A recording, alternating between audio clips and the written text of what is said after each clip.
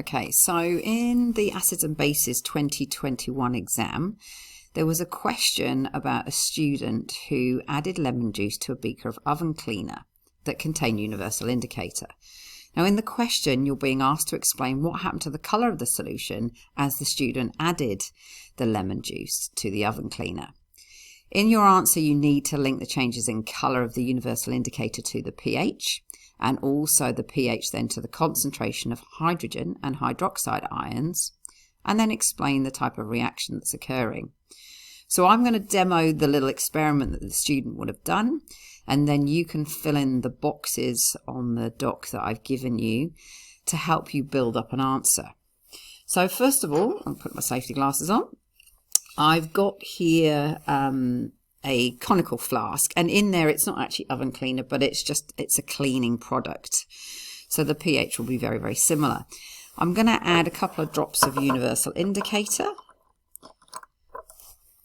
into the conical flask, and then just give that a bit of a swirl, and hopefully you can see the colour that has been formed with the universal indicator. So here, when it asks you about what colour is the indicator showing you at the start and how does that link to pH, you would say that this has turned blue, which means it's probably got a pH of around 10. Now, what does that actually mean? It means that there will be excess hydroxide ions compared to hydrogen ions.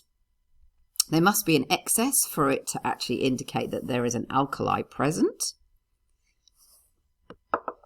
The next thing that the student did is they then took lemon juice and added it to their oven cleaner or kitchen cleaner. So what I'm going to do is I'm going to add this a little bit at a time and give it a swirl, and we should start seeing some colour changes. So at the moment I've still got a bit of a blue colour, so I'm just going to try and add a tiny bit at a time because I don't want to overshoot.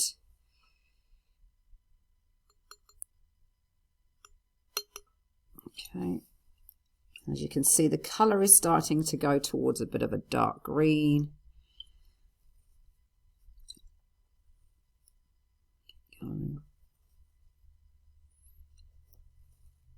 Alright, and eventually I should get to kind of a lighter green.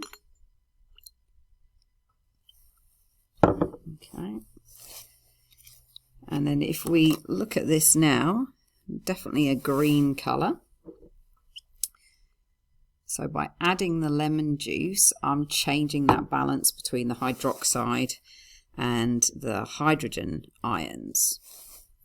I'll keep going a little bit more. Okay. So if you look at the pH chart now, I've got a green colour, which is nearer to our pH 7. So if you're talking about what happens during this experiment, you can then talk about this stage where the indicator has now gone green. That tells us that it's pH 7. It also means, in terms of the concentration of the ions, that we must have equal amounts of hydrogen and hydroxide ions, which are then producing water, and that's why it's neutral. So they must be equal, there can't be an excess of one of them.